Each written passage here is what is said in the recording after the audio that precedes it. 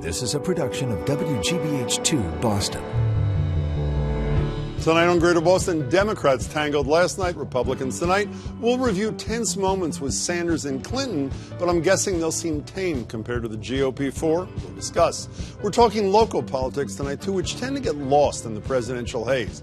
Drugs, opioids and marijuana, and transportation, T and Uber, are on Beacon Hill's agenda, so they're on ours, too. Then this is anniversary week for us here at Greater Boston. I do not mean to be arrogant, but there are so many moments of which we are proud. And that, plus, okay, maybe not that one, but we'll look back at some others ahead.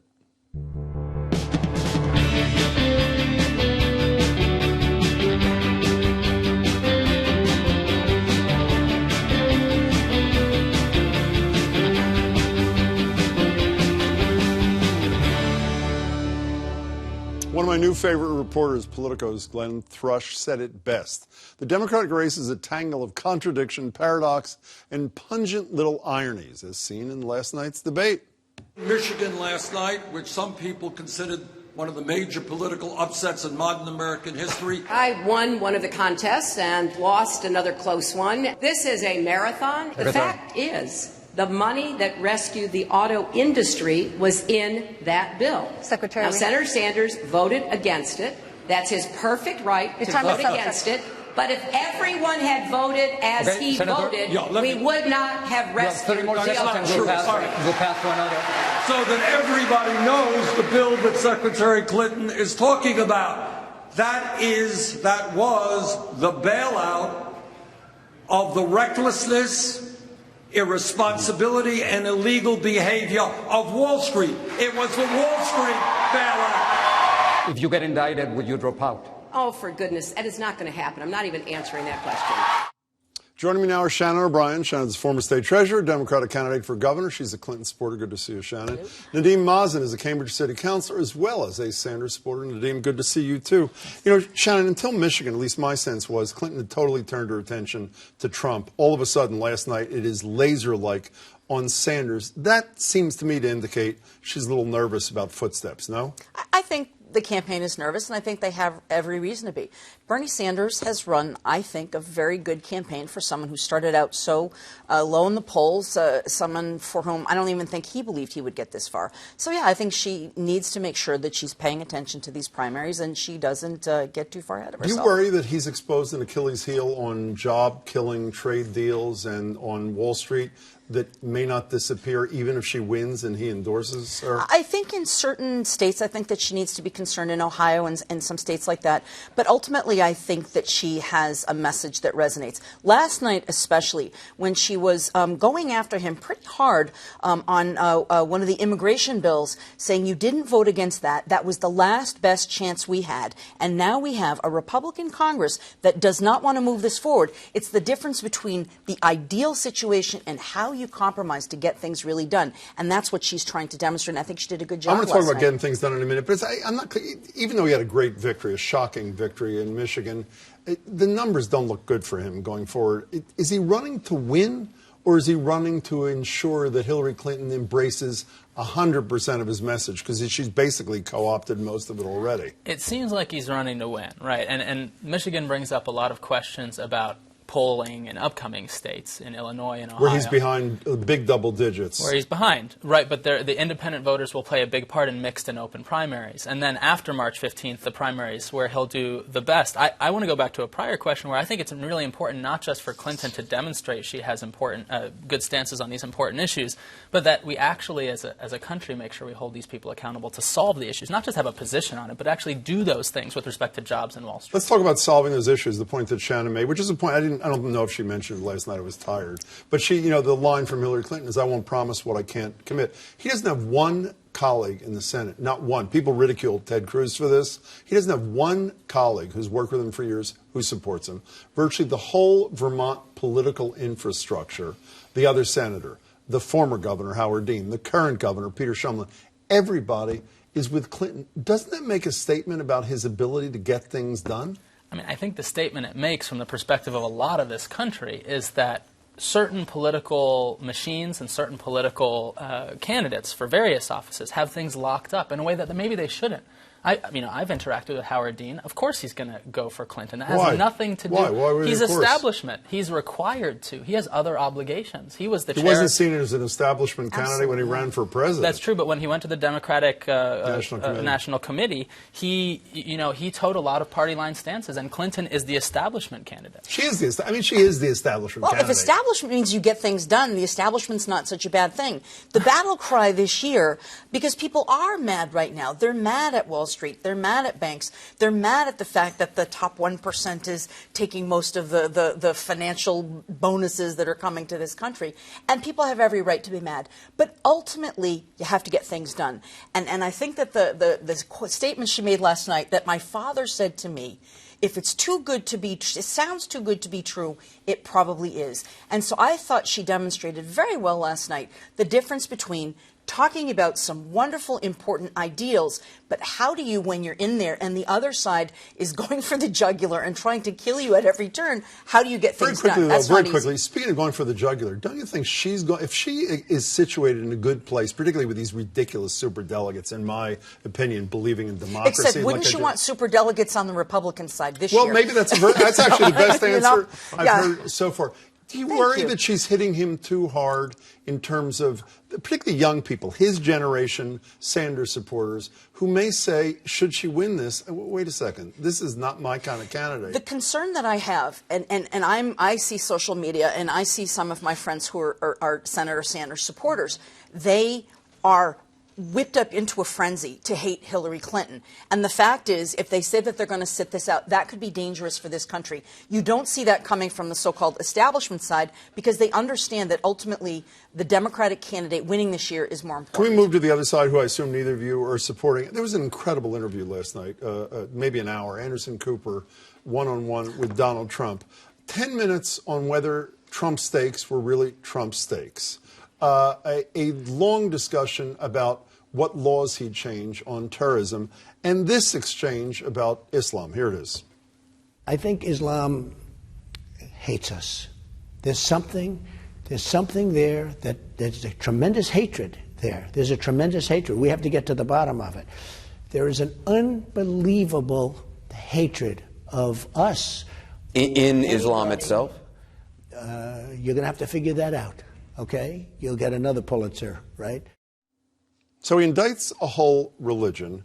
He fights about whether stakes that really aren't his are his. And he's got a secret plan to deal with terrorism, sort of like Nixon in Vietnam. The reason it's a secret is because there's no plan. Yeah. Forget him for a minute. What does it say about America and the people who support him, who are going to be there whether he wins the nomination or not, that he can do this and it phases nobody, at least those who support him? They're not thinking with their head, they're thinking with their heart. They're mad. He is speaking in angry tones. He is talking about us against them. And there are a lot of people who are feeling embattled in this economy, feeling like they can't get ahead. And they're looking to him as their bully who will stick up for them. Doesn't that put your candidate at risk in November if he's the nominee? Because I ultimately think that the people in this country are smarter than that. And they will actually start thinking a little bit north of where they're thinking right now when it comes to the final election. What do you think it says about his supporters, Nadeem? We have this problem on both sides. The Republican Party, if he's the nominee, and frankly whether he is or not, will have a lot of healing to do after this process in order to re-engage young voters, minority voters, all kinds of things. On the Democratic side, the corollary or the analog to that is what you brought up before, superdelegates.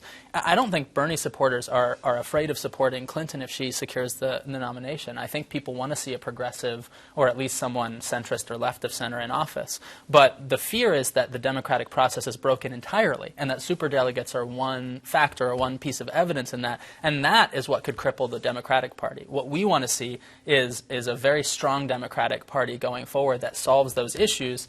While on the other hand, the Republicans have a much harder problem. But people just have a different yardstick about what solving those issues are. Again, I'm going to point back to, there is a reason that we have a House and a Senate. There is a reason that the Democratic Party, allows some of the sort of more establishment, party regulars to have a say in the political process. And I will tell you, every single What's that reason? What are we protecting? This year is the perfect example that if you had superdelegates on the Republican side, Republican. No, it's not. But my point is that it is, you certainly have to go through the elective process. There certainly is a Are path. you afraid that Democrats will elect someone Trump-like? I want to remove superdelegates so we can have a more democratic I think that it speaks to the lack of support that Senator Sanders has from the people that he's worked with, the people from his state, the people that have served a generation in Congress with him are not supporting him. We got to go.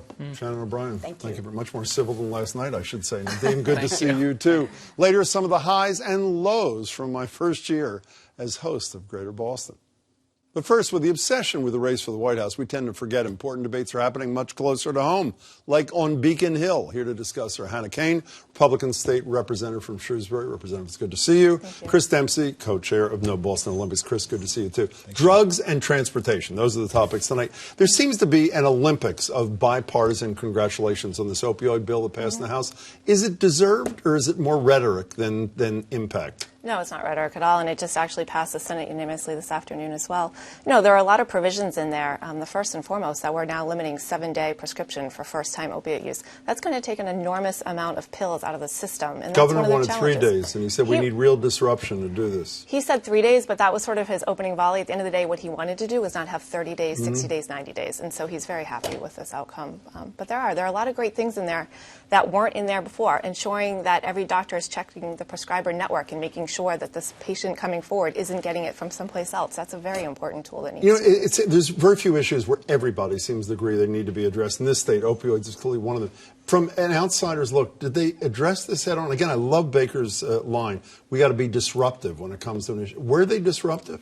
I think so. There's a lot in there. I mean, there's provision after provision after provision that is going to make a difference. This is an issue that has touched everyone in Massachusetts. It's about 100 people a month. Our friends and neighbors that are dying. 4 people a day. 100 people a month. This is not going to solve everything, and I don't think we should think that any piece of legislation will, but it is a step in the right direction. Staying with unanimity, since you just mentioned unanimous votes, there's virtual unanimity from the whole political infrastructure and the law enforcement community. I know you're part of this because that's where we met, that this marijuana legalization thing is a horrible idea.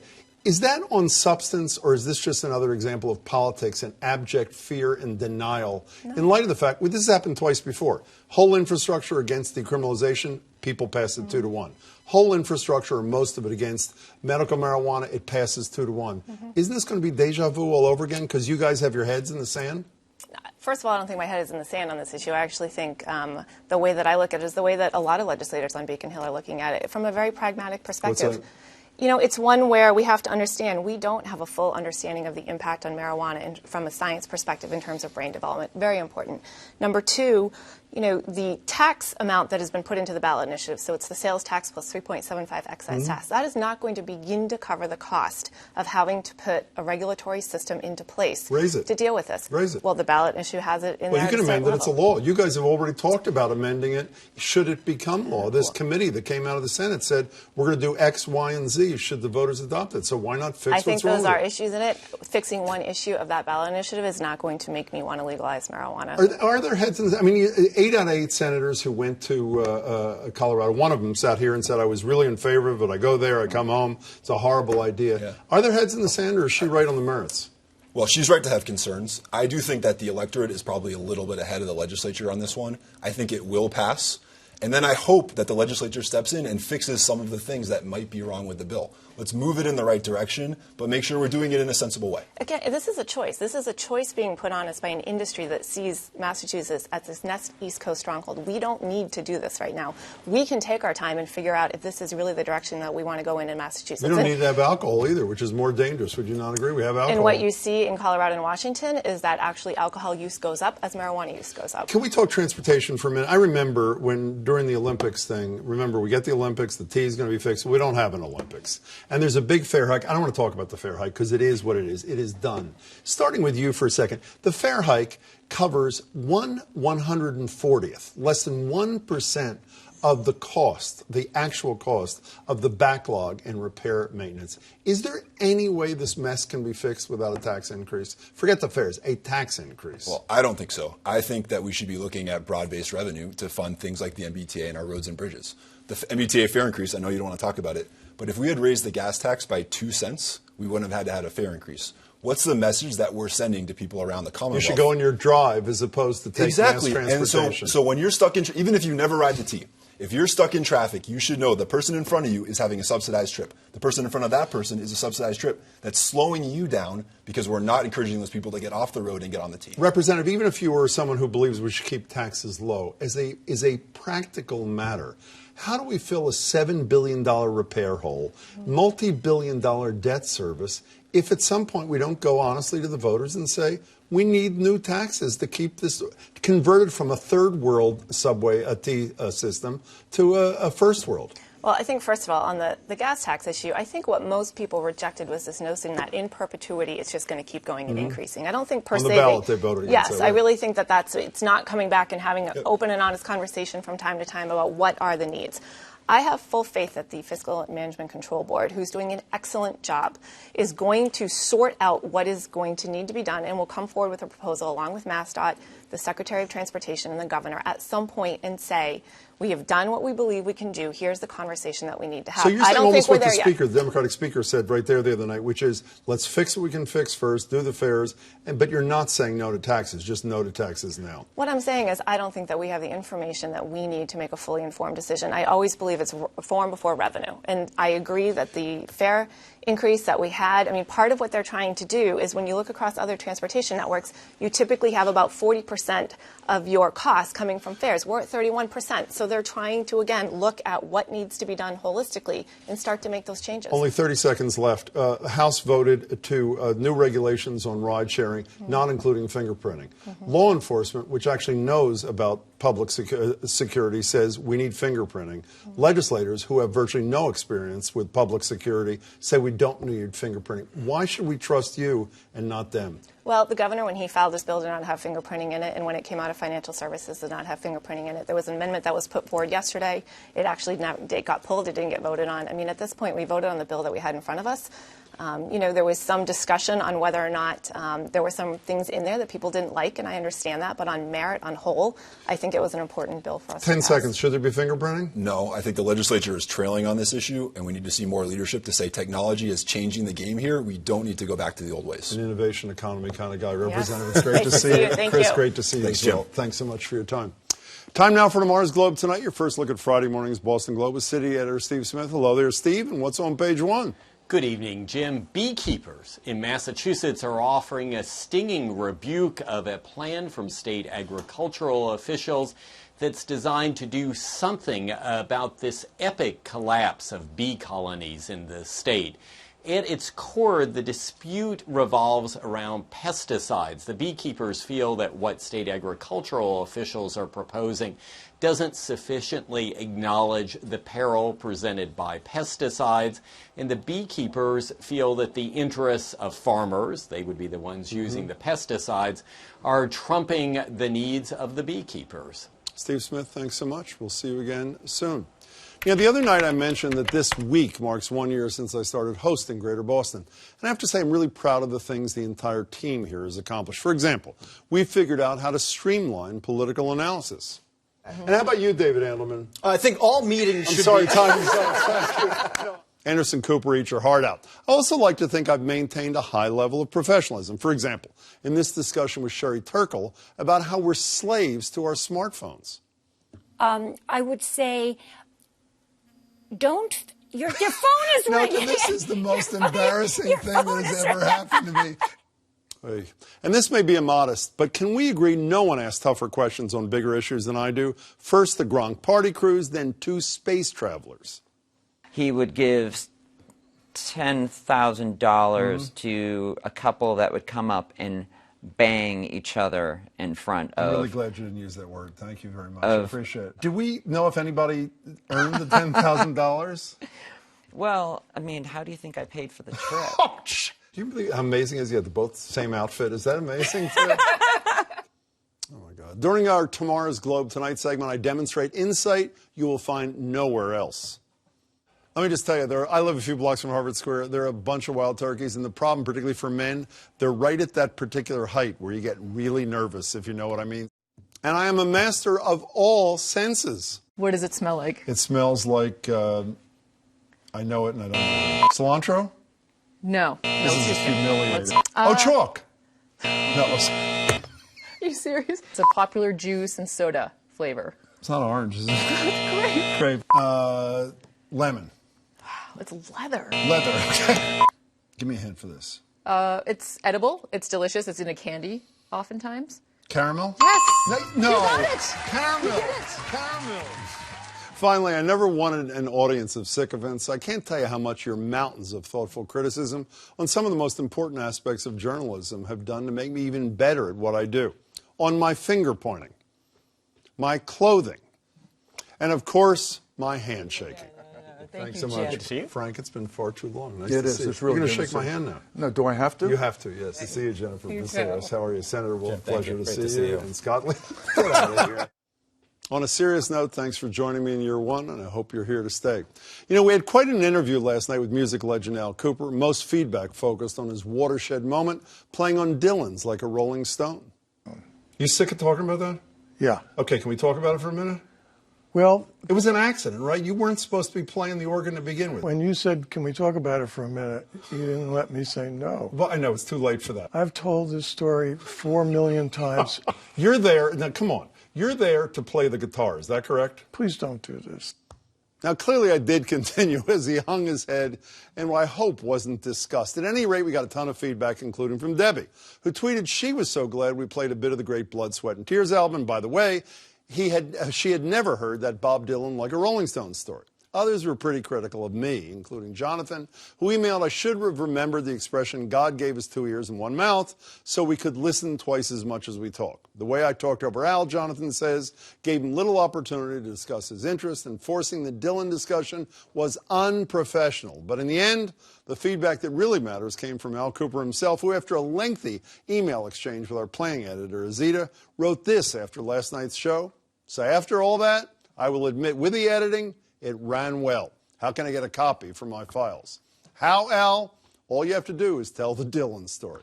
That's it for tonight. Come back tomorrow for Beat the Press. I'll be back Monday. Have a great night. Wait. One more thing. Here's a sneak peek at what it's like to work with Jim.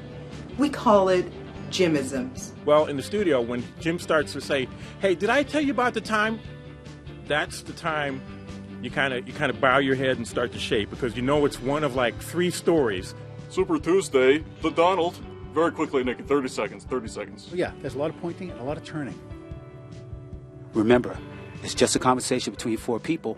Don't worry about the cameras. Just look at me. Have a great show. We play music for Jim, and he says, oh yeah, I saw them in 54 when I was 13 at the Palladium. Sly Stone, yeah, I heard them when I was back in 62. So he's like Cliff Clavin. He really is.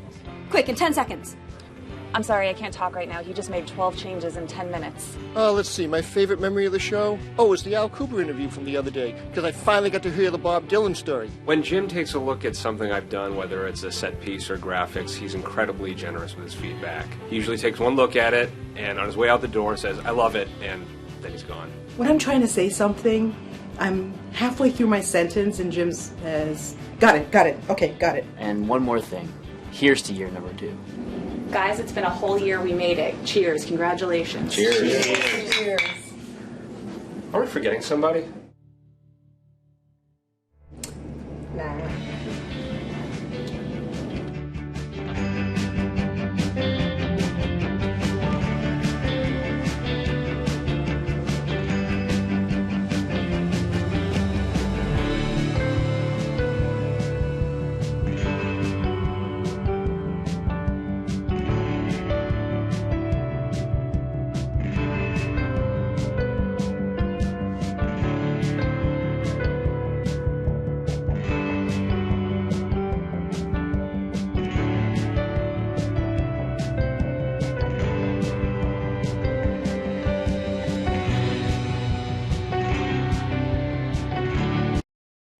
Coming up, your chance to help us bring you the news. In an election cycle, having an independent news source is vital, perhaps never more than now. You can support Greater Boston and everything else you see and hear on GBH. Stay tuned for more.